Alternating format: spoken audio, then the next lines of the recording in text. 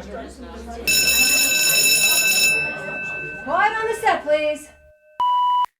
Camera speed. Sound production, take one. And action!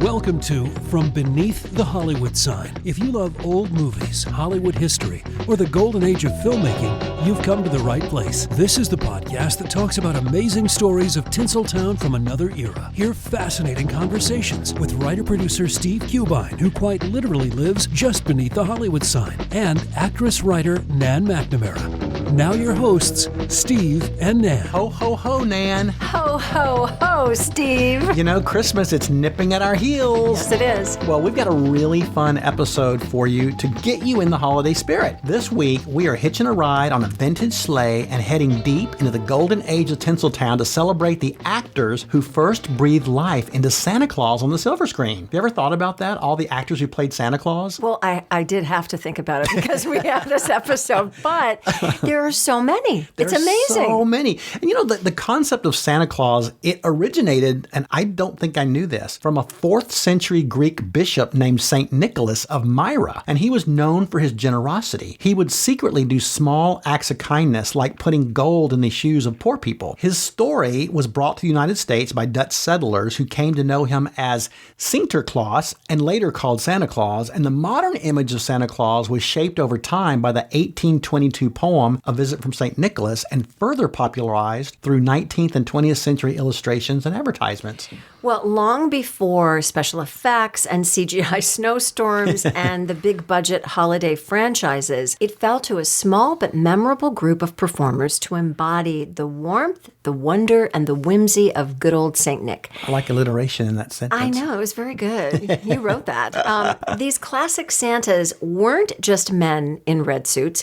They were character actors, they were vaudevillians, radio veterans, and Hollywood workhorses, really. I mean, when you look at their body of work, who brought their own unique spark to the role, shaping how generations of moviegoers came to imagine Father Christmas, which is exactly what you think of. You think of either, well, we'll get there, right? We don't want to give away who we're talking about. From the twinkle-eyed charmers to the unexpectedly gruff curmudgeons, from the iconic to the nearly forgotten, we're going to unwrap the stories behind the earliest portrayals that turned Santa into a cinematic tradition. So, Steve, settle in with your mug of something warm. Hang up your stocking, folks, and join us as we explore the jolly, joyful, and sometimes surprisingly complex history of Hollywood's first Santas. And what better place to start than with the very first actor to ever portray Santa Claus on the silver screen? And I did not know who this was. I had no idea. That's the beauty of this podcast. I love that we get to research this stuff, and then we seem so knowledgeable. Well, the honor goes to a British stage actor named Leadham Bantock. He was born in London on May 18th, 1870, and he was blessed with this beautiful bass baritone voice that made him a natural for the stage. At just 20, he appeared in The Married Bachelor at the Adelphi Theatre in London in 1890, and this led to many more musicals, including the opera The Refugee in 1871. He soon partnered with theatrical producer George Edwards in a collaboration that would span 20 years and give him leading roles in plays like Joan of Arc in 1891. Wow. The Geisha, 1896. A Country Girl, 1904. And Lady Madcap, 1906. Well, Bantock also worked as both a director and an author and dramatist. He wrote the books for musical comedies such as The White Chrysanthemum, 1905, The Girl Behind the Counter, 1906, and The Belle of Brittany, 1908. From 1913 to 1915, he was the managing director of Zenith Films and worked in silent films as an actor, writer, and director. What a Renaissance man. I know. He wrote and directed Ivanhoe in 1913, and he directed and starred in Old Scrooge, 1913, which was the first film to portray Ebenezer Scrooge on screen, played by Seymour Hicks. In 1912, he made movie history by becoming the very first actor to portray Santa Claus in the appropriately named film Santa Claus. Easy enough. Yeah. He also co-directed and co-wrote the film. The film was based on a stage play of the same name, which included the same cast at the Scala Theatre in London. Now, in the silent version, a little girl named Elsie dreams of getting a visit from Santa Claus and his assistant Tingling. I know, I love that name, Tingling. And Tingling was his elf named after the sleigh bells on her clothing. I love it. Makes sense, doesn't it? Well, Santa convinces Elsie to come with him up the chimney where his sleigh and reindeer are waiting, and she goes along with Santa to Toyland, where she gets an up-close and personal view of Santa's workshop, along with the elves and the gnomes that make the toys. She then helps Santa bring one child's missing father home. Oh. I know, heartwarming. And she accompanies him to many children's wards to give toys to the orphans. She wakes up from this magical dream to find her bed is covered in toys from Santa. What a perfect way to kick off the cinematic Santa. Wow, that is perfection. I wonder if there's a clean print of this somewhere.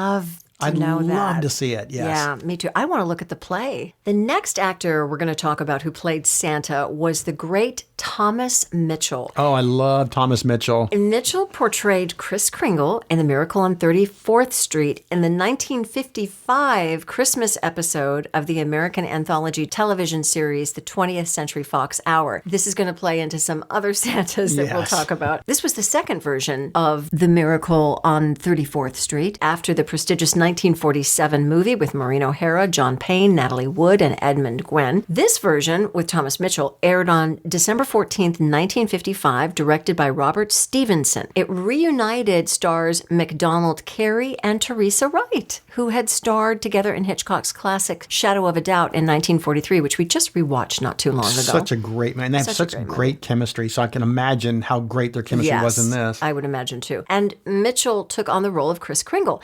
The rest of the cast was a wonderful collection of character actors like Ray Collins, Hans Conried, Don Beto, Whit Bissell, and Maudie Prickett. Now, Thomas Mitchell was the perfect actor, in my opinion, for this role.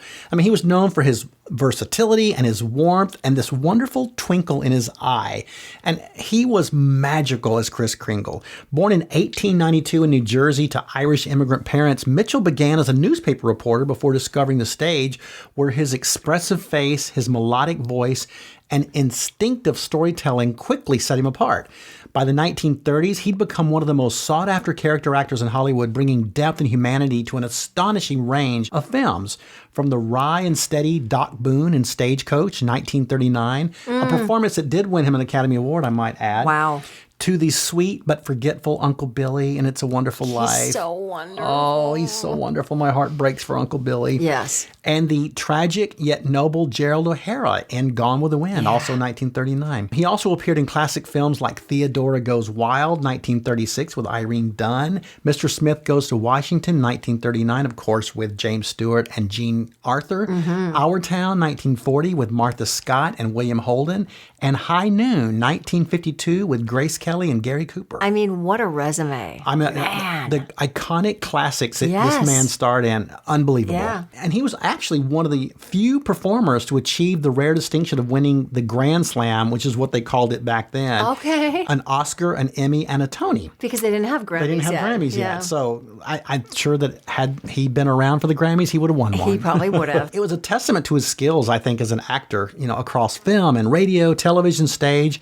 Now, off-screen, Mitchell was known for his humor, his humility, and his dedication to his craft, continuing to work and refine his artistry until his death in 1962. His legacy endures in the emotional truth he brought to every role, making him one of classic cinema's most beloved and reliable presence. So well said. I mean, he truly is just, you best. see him and you just go, I know what we're going to get and I can't wait. And I love it, yes. Yeah. Well, our next one is somebody that I didn't really know that well. Me either. Jose Elias Moreno, another great actor who portrayed Santa Claus. He's a Mexican character actor born on November 12th, 1910 in San Jose de las Palmas, Mexico. He appeared in over 180 films. Wow. spanning from the late 1930s until his death at the age of 58 in 1969. Okay, he didn't live long, and he had so many movies. He packed in a lot of films in 58 years. He really did. One of his early fun successes was the 1943 historical drama Wild Flowers, which told the story of Mexican revolutionary leader Jose Luis Castro. The film was part of what is now considered the golden age of Mexican cinema. It was directed by Emilio Fernandez and starred Pedro Armendáriz as Castro. His love interest was played by Dolores Del Rio. Oh, yummy. Wow, yeah. This was her first Mexican movie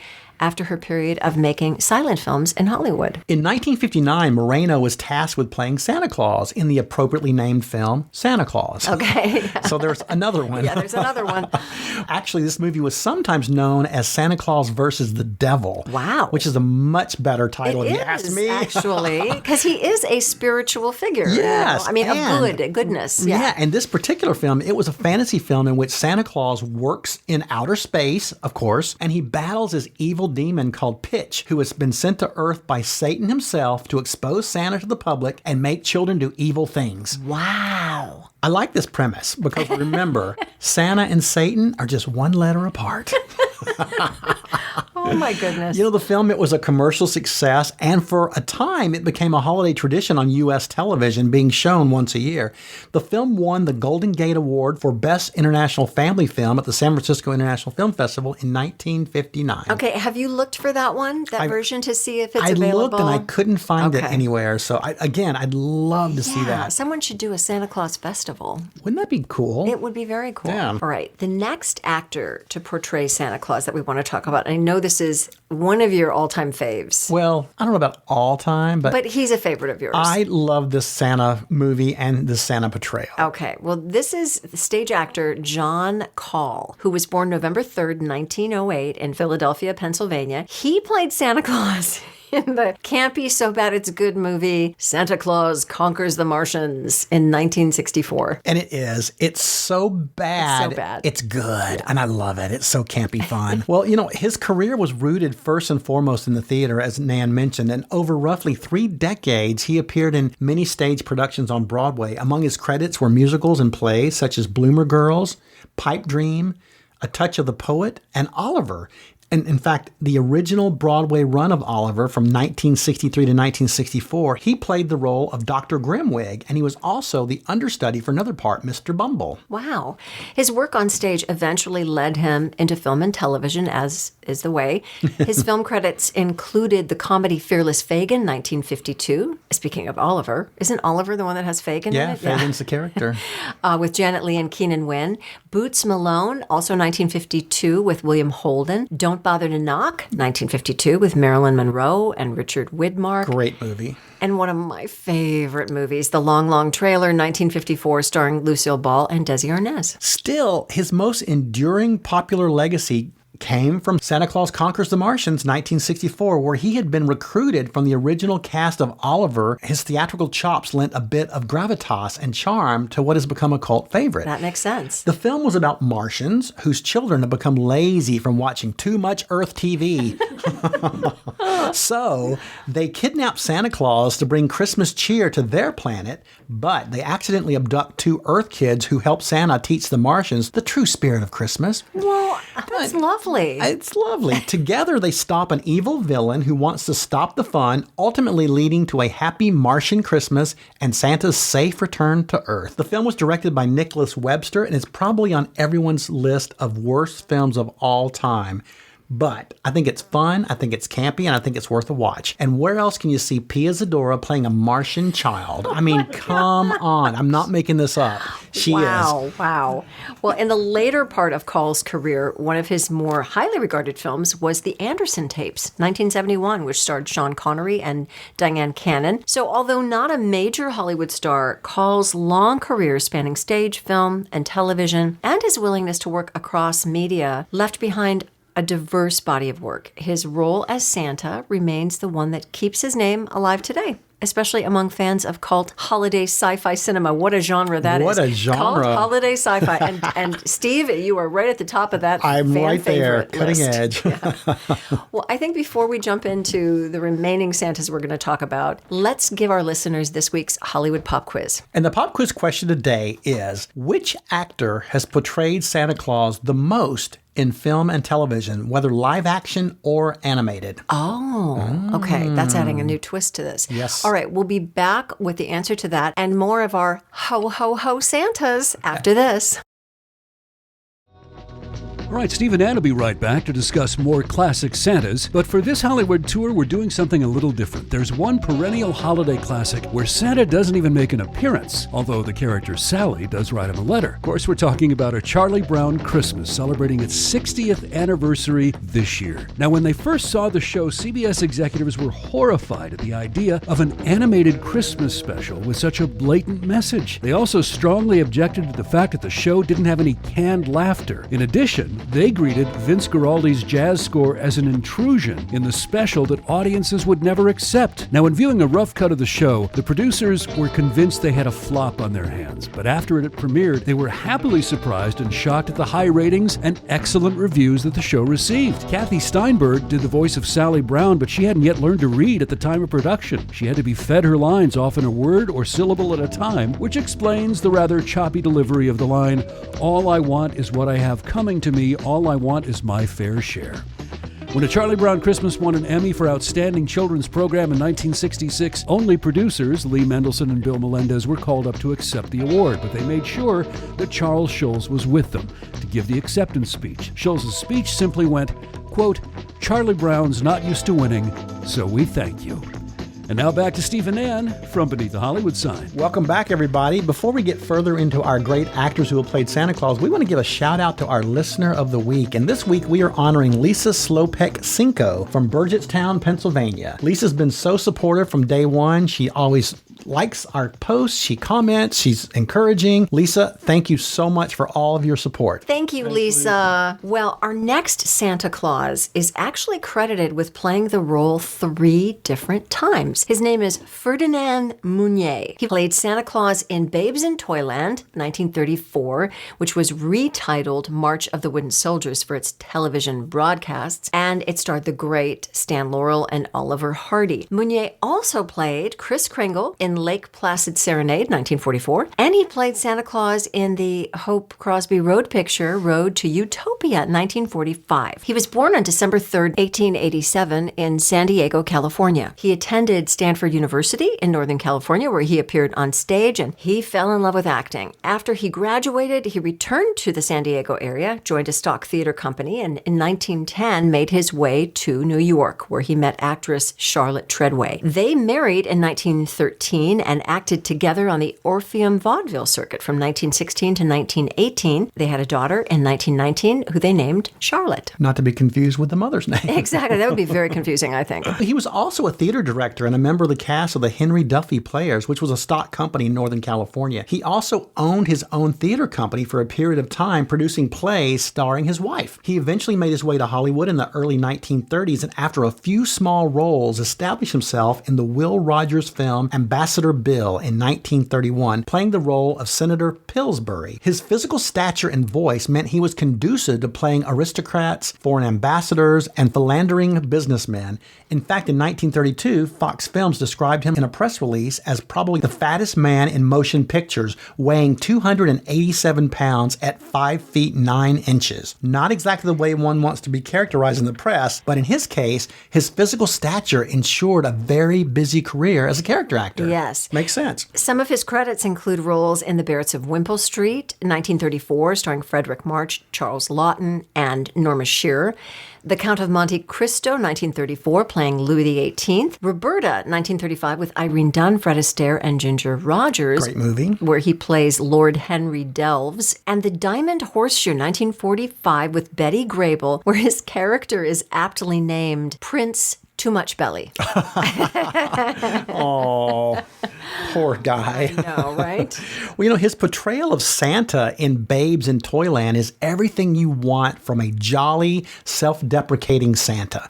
It's a small, uncredited role, but a role that's extremely important to the final moments of the film. Stan and Ollie are toy makers in Santa's workshop. Stan has taken a direct order from Santa to make 100 toy soldiers at least 6 feet tall. Santa actually orders 600 soldiers at 1 foot high. Santa isn't at all upset by the mistake. He laughs it off as only Santa could. But the manager of the toy shop, played by William Burris, not so much. However, in the end, Stan's mistake, as we often see in the Laurel and Hardy films, ends up saving the day. Babes in Toyland is a perennial holiday favorite for many, but if I had seen this film as a kid, I would have had terrible dreams. I am with you. This is the creepiest film. It is. There's a lot of creep factor to this film. There's a lot of creep, yeah. Yeah, like the character of Silas Barnaby, which is played by Henry Brandon, and his boogeyman who goes around abducting children. It's extremely disturbing. Yeah, and their makeup is just it's garish and reminiscent of the monkeys in The Wizard of Oz. Some very people have similar vibe. Yeah. Well, his career spanned over 100 film roles, and he passed away at the age of 57 on May 27th, 1945 in Hollywood, California. Well, our next Santa, we probably should do an entire episode to this fabulous Without a doubt. character actor. Someone who, in my book, is the quintessential,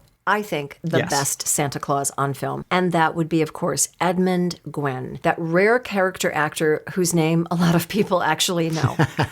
A rarity there. Right. He plays Kris Kringle in the perennial holiday favorite, of course, Miracle on 34th Street, 1947. The film was remade in 1994 with Sir Richard Attenborough in the role. He's great, but as wonderful as he is, the original film with Maureen O'Hara, John Payne, Natalie Wood, and Edmund Gwenn cannot be surpassed. Gwenn is perhaps our most famous and most thought of image of Santa Claus, period.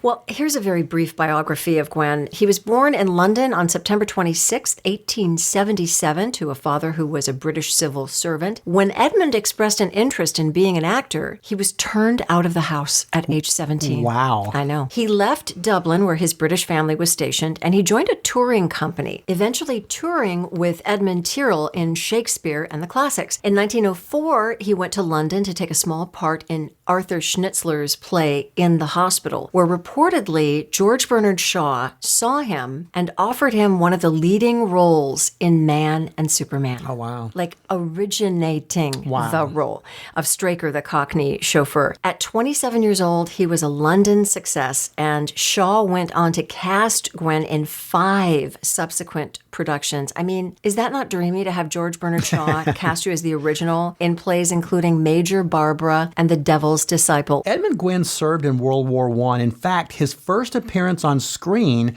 was in a British short film called The Real Thing at Last in 1916 when he was still in the army. Wow. His next films were in Shaw's How He Lied to Her Husband, 1931, and J.B. Priestley's The Good Companions, 1933. He was also in Unmarried in 1920 and a silent version of The Skin Game as Hornblower, a role he would reprise in 1931 for a talking version directed by none other than Alfred Hitchcock. From then on, Gwenn was to work steadily into the end of his life. He went to Hollywood to portray Katharine Hepburn's father in Sylvia Scarlett in 1935. In 1940, he was the delightful Mr. Bennet in Pride and Prejudice, and then he made a 180-degree turn by playing a folksy assassin in Alfred Hitchcock's Foreign Correspondent, 1940, one of my personal favorites, because you see him as Santa Claus and you go, wow, this guy can act. Santa's a murderer. Yeah, he's a murderer. He was also in Charlie's Aunt or Aunt, 1941. He romanced Jack Benny masquerading as a woman. There's so many films of his that we could talk about. So Too many for this episode. So let's just talk about what he is probably best remembered for in 1947. Yes. 20th Century Fox, they had offered the role of Kris Kringle to Gwenn's cousin, the well-known character actor Cecil Kellaway. Did not know they were cousins. I didn't either. Wow, interesting. But it makes sense. Yeah. They're very similar types. They are. Well, Kellaway turned it down because, and this is a quote, Americans don't like whimsy.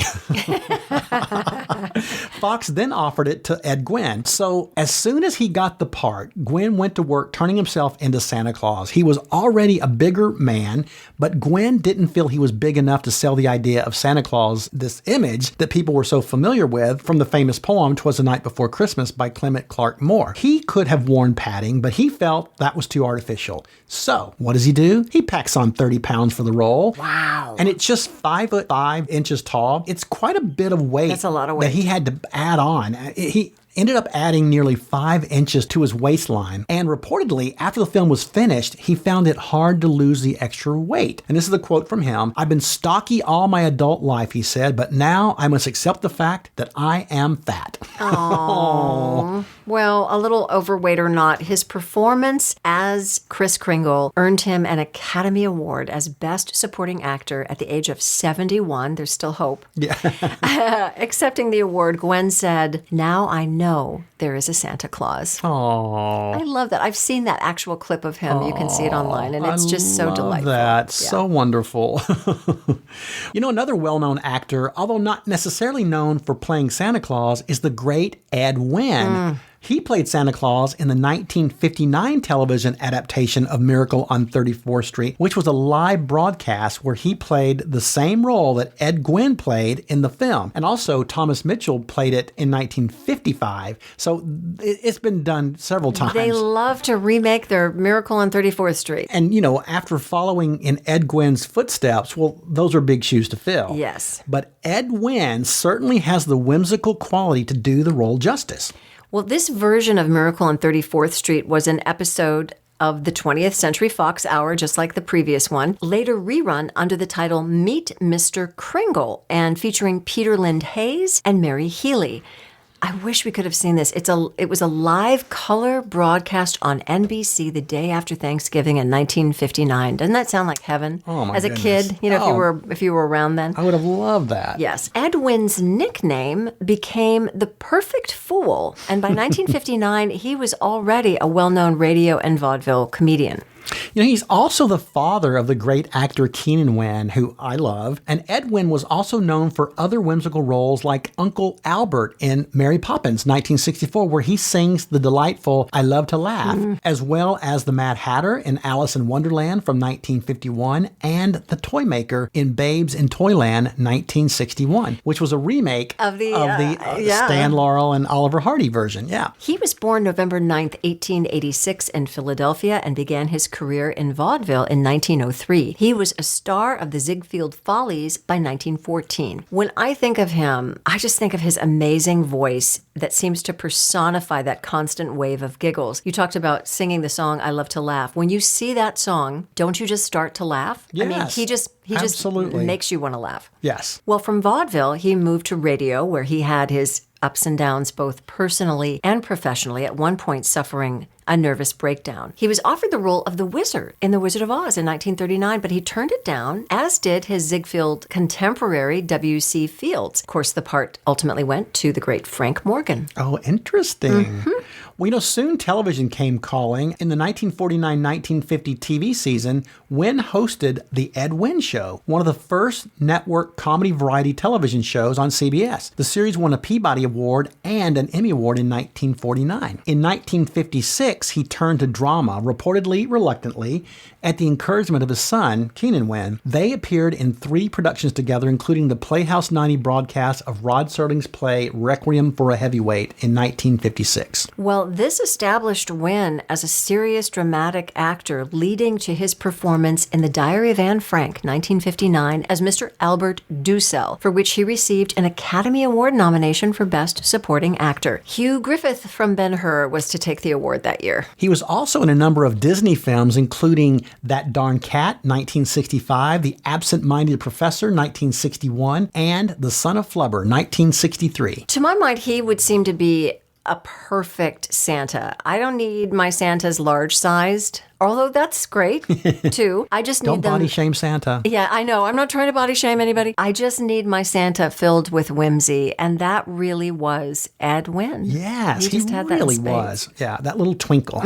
Well, this version of the great Ed Wynn as Kris Kringle is available on YouTube. Search for Ed Wynn and 1959. Mr. Ed Wynn died on June 19th, 1966 in Beverly Hills of esophageal cancer at age 79. Reportedly, Red Skelton said of Wynn, his death is the first time he ever made anyone sad. Isn't that lovely? What a great quote. Wow. Yeah.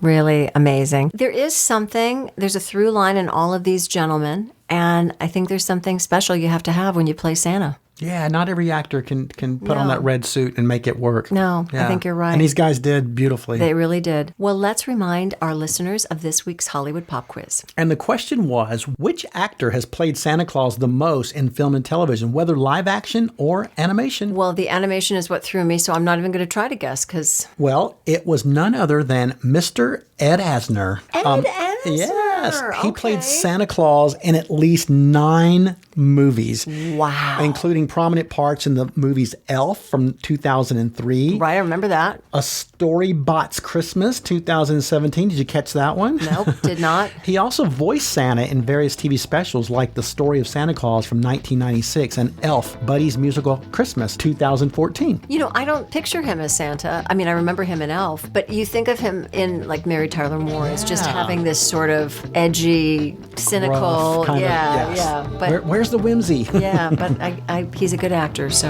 Yeah. Well, thanks everyone for spending this time with us. We would love it if you would follow us on social media. Our handle is @FromBeneathTheHollywood. You can find us on Facebook and Instagram. You can also watch the podcast on YouTube. If you do that, please give us a thumbs up and subscribe. And if you wouldn't mind, wherever you're listening, give us a 5-star review. And we'd love to hear from you, so please keep those emails coming. You can email us at info@FromBeneathTheHollywoodSign.com. That's this week's view. From Beneath the Hollywood Sign. Ho, ho, ho. You've been listening to From Beneath the Hollywood Sign with Steve Cubine and Ann McNamara, the podcast that celebrates amazing stories of Tinseltown from its golden era. Join us next week for another episode and learn something else about Hollywood you probably never knew. Take a moment and give us a 5-star rating and a positive review, and tell your friends about us too. It'll help grow the podcast. Visit Steve's website at FromBeneathTheHollywoodSign.com. The executive producers are Steve Cubine and Nan McNamara. Executive producer and post-production supervisor Lindsay Schnebley. Associate producer and researcher John Price Ritchie. This podcast is part of the Airwave Media Podcast Network. Visit airwavemedia.com to listen and subscribe to their other fine shows like The Box of Oddities and The Shallow End with Schnebley and Toth. Copyright 2025. All rights reserved. That's a wrap. All right, we'll be back with the answer to that and more of our ho, ho, ho Santas after this. And this is not an episode about prostitutes. We can cut that out. Ho, ho, ho. Ho, ho, ho. Ho, ho, ho. I feel Easter eggs a brewing.